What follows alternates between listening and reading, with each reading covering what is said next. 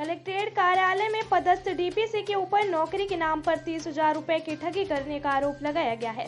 फरियादी का कहना है कि उसे कंप्यूटर ऑपरेटर की नौकरी देने के नाम पर 50,000 रुपए की मांग की गई थी, जिसमें से 30,000 रुपए डीपीसी के द्वारा लिए गए हैं, लेकिन अब ना तो पैसा दे रहे हैं और ना ही नौकरी, जिसकी लिखित शिकायत हेल्पनामे के साथ फरियादी के द्वारा कलेक्टर से की गई है। जवा निवासी चंद्रलोक मिश्रा ने बताया कि वह एक स्कूल का संचालक है, जिसके द्वारा डीपीसी को एक कार्यक्रम के दौरान बतौर मुख्य अतिथि अपने स्कूल में बुलाया गया था। तभी उसकी पहचान डीपीसी से हुई थी।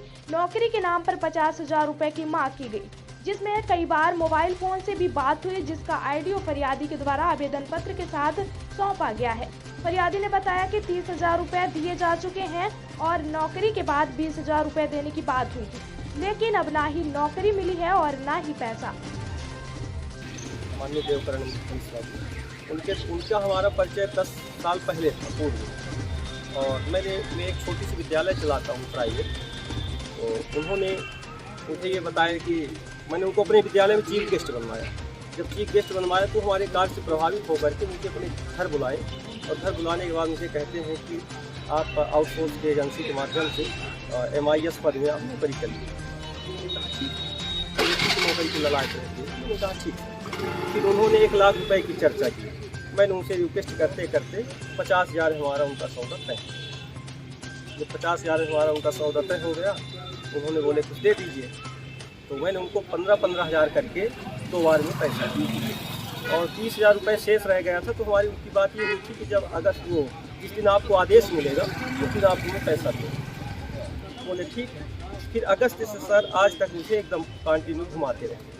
मैं और हमारी पत्नी दोनों लोग उनके घर भी गए, बिल्कुल उनसे निवेदन किए, उसका कोई नहीं। और 3,000 रुपये पंकज कुमार द्विवेदी के नाम से मेरे अकाउंट में डलवाए गए। अब ये जो आपका लेन देन हुआ है, इसके बारे में चर्चा क्या मौखिक होती थी या फिर मोबाइल फोन के माध्यम से? मौखिक होती थी सर। कुछ बातें हमारी उनकी केवल ये होती थी कि सर हो जाएगा हमारा कि नहीं होगा। तो कई बार उन्होंने बताया कि आचार संहिता लग गया, आचार संहिता के दौरान जैसे आचार संहिता खुलता है वैसे आपका हो जाएगा। और आचार संहिता जब खुल गया तो मैंने उनके घर में संपर्क किया।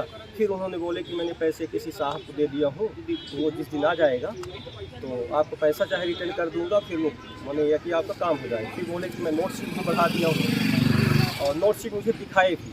उसमें माननीय सीओ साहब ने चर्चा ली, उससे बताया कि आपने जो बातचीत की कुछ ऑडियो भी आप उपलब्ध करा रहे हैं, तो इस समय क्या आपसे लेन देन की बात हुई उनसे कुछ ऐसा? इस आइडियो से हमारी उनकी पैसा रिटर्न करने की चर्चा हो रही है। मतलब नौकरी नहीं मिली तो आप पैसा? हाँ, मेरा पैसा वापस कर दीजिए। और सर मुझे इतना तक कह चुके कि अब हमारी आपकी लड़ाई आर पार हो जाएगी और काफ़ी विवाद होगा हमारे आपके बीच में। और उनको जो आउटसोर्स एजेंसी है उससे भी मुझे कई बार उन्होंने गुमराह किया कि आप जा करके आउटसोर्स एजेंसी से सत्यप्रकाश मिश्रा जी हैं, उनसे मिल लीजिए। मैंने उनको बोल दिया हूँ, वो आज आपका दे देंगे। और हमारा साला यहाँ रहता है, मुझे पैसे देने के लिए साले से बोले कि मेरे अकाउंट में कैश नहीं है और भेज दीजिए किसी को। तो मैंने अपने साले को भेजा कि जा करके पैसा ले लीजिए। फिर वो फ़ोन किया तो एक बार फ़ोन उठाए, फिर दोबारा जब टाइम दिए थे पैसा वापस करने के लिए तब उन्होंने फ़ोन ही रिसीव करना बंद किया। आपने जिस अधिकारी का